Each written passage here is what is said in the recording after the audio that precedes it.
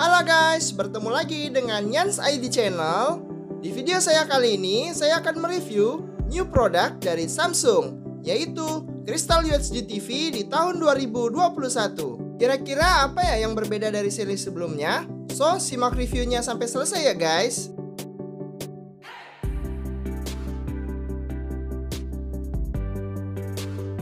Nah, saya pertama kali akan nge-review remote-nya dulu ya guys. Nah, jadi ini adalah tampilan remote-nya. Di tahun 2020 itu tampilannya seperti ini ya guys. Jadi masih menggunakan banyak tombol dan juga lumayan cukup agak lebar. Nah, ini untuk di tampilan 2021 sudah lebih slim ya guys. Nah, ini tampilannya juga menggunakan sedikit tombol, jadi nggak ribet seperti yang di tahun-tahun sebelumnya. Nah, untuk digenggam juga sangat nyaman banget nih guys. Ini tampilannya lebih trendy kalau saya bilang. Serinya yaitu 50AU7000 dengan spesifikasi Crystal Processor 4K, Pure Color, PC on TV, dan TPU. TV ini masih memiliki sebutan yang sama di seri-seri sebelumnya ya, yaitu Crystal UHD TV dengan inci 50 dan resolusinya pasti 4K. Untuk stand kakinya sendiri juga hampir mirip dengan seri sebelumnya, cuman tampilannya sedikit agak lebih panjang, jadi lebih kuat dan kokoh. Untuk menompang TV ini juga agak sedikit lebih tinggi ya guys. Nah, ini adalah tampilan untuk CTV 50AU7000. Dan gambarnya itu benar-benar bagus banget guys. Nah, ini adalah Samsung dengan kualitas 4K. Sekarang kita review bezelnya ya guys. Nah, di sisi kiri, sisi kanan, dan atasnya itu udah tipis banget ya guys. Ini namanya bezelless. Nah, ini di sisi atasnya masih tipis banget, kirinya juga tipis banget, dan di bagian bawahnya agak sedikit tebal sih, cuman ya cukup lumayan bagus untuk di seri-seri tengahnya di Samsung ya. Nah, di bagian tengahnya ini ada tombol untuk power dan tombol manual seperti itu. Jadi di sini kalian bisa menekan tombolnya secara manual ya. Nah, ini adalah tampilan-tampilan dari bezelnya ya guys. Cukup tipis, cukup manis sehingga menyatu dengan interior kalian ya guys. Untuk ketebalan TV ini masih sama dengan di seri-seri sebelumnya, tapi kalau saya bilang cukup lumayan tipis untuk basic-basic TV seperti ini ya. Jadi cukup cantik dan manis ketika TV ini digunakan sebagai penyekat ruangan. Jadi keren banget, TV ini udah lumayan bagus lah seperti itu. Nah, Samsung juga masih menggunakan Tizen OS. Nah, ini adalah tampilan Tizen OS-nya ya guys. Jadi kalian bisa menginstal aplikasi sebanyak yang kalian inginkan, dan kalian juga bisa memindah-mindah aplikasinya dengan mudah. Nah, karena si Tizen ini memang sangat mudah untuk digunakan ya. Beda dengan kompetitornya itu ribet banget kalau mau mindah-mindah aplikasi. Nah, ini contohnya saya pindah satu aplikasi. Terus jika kalian ingin mendownload aplikasi, kalian bisa langsung masuk ke App Store-nya ya. Jadi Samsung juga punya App Store kawan-kawan. Jadi tapi terutama kalian harus memiliki Samsung account seperti saya ini. Saya sudah buat Samsung account untuk menginstal ya. Jadi ketika ingin menginstal harus ada akunnya dulu.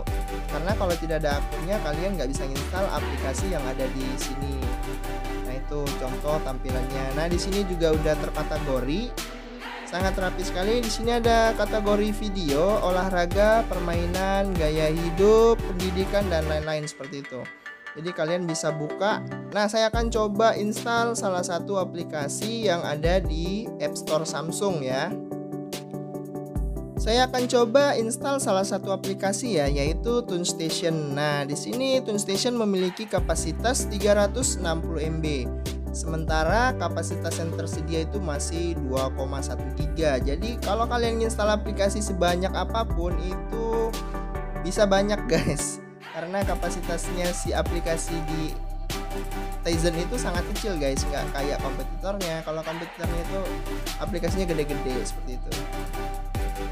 Di seri ini tuh gambarnya bagus banget guys. Jadi tingkat kedalaman gambarnya itu seolah-olah menjadi 3 dimensi guys. Jadi nyaman banget kalau digunakan untuk nonton. Sekarang kita review bagian belakangnya ya guys. Jadi di sini terdapat sela udara atau filter udaranya seperti itu. Jadi panas mesinnya bisa keluar.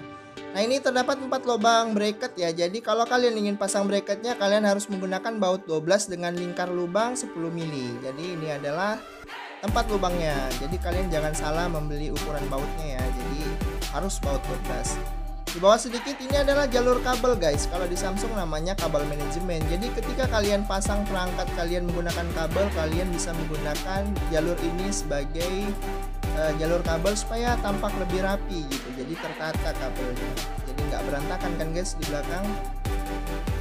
Di bagian sampingnya itu terdapat slot kabel power ya, seperti biasanya itu ada kabel power dan di bawahnya ada USB dan bisa digunakan untuk memutar USB atau hard disk. Nah, di sini ada kabel optikal. Jika kalian ingin mendapatkan output yang maksimal, kalian bisa menggunakan kabel optikal ya. Nah, ke bawah sedikit ini ada HDMI eARC. Nah, di sini HDMI-nya berbeda guys. Jadi di sini HDMI-nya bisa digunakan sebagai input, juga bisa digunakan menjadi output ketika kalian membeli soundbar ya guys. Nah, di bawahnya ini adalah HDMI 2 yaitu HDMI biasa ya, sama menggunakan HDMI juga di bawahnya. Dan ke bawah sedikit itu ada kabel analog. Jadi di sini adalah port untuk TV kabel analog. Untuk saat ini masih digunakan, tapi nanti di 2022 itu mungkin sudah tidak digunakan lagi ya guys. Nah, di sini ada LAN kabel. Jadi kalau kalian sudah tidak menggunakan WiFi atau WiFi kalian itu kurang kencang, kalian bisa memasang kabel LAN di sini guys. Jadi kalian bisa mendapatkan WiFi yang stabil. Nah, kita lihat tipenya berada di belakang. Nah, untuk asumsi dayanya si TV ini menggunakan 145 watt ya guys. Jadi cukup kecil untuk ukuran 50 inci. Untuk di seri ini juga masih tidak menggunakan kabel AVI ya. Kemungkinan juga sudah sekarang jarang digunakan, jadi tidak dibuat ya guys di sini. Nah, tapi untuk di seri AU7000 ini remote-nya masih menggunakan inframerah ya guys. Jadi kalian tidak perlu pairing untuk menggunakan remote ini. Dari semua yang kita review, TV ini memang cukup keren ya guys. Dari bezelnya udah tipis, gambarnya juga 4K, udah smart TV pula. Jadi cukup bagus dan juga low budget ya guys. Harganya cuman kisaran 7.500.000. Berikut adalah spesifikasi yang bisa kalian lihat sebelum membeli TV ini. Jadi kalian bisa mempertimbangkan ketika kalian ingin membeli TV ini. Nah, ini adalah spesifikasi yang ada di dalam TV ini ya guys.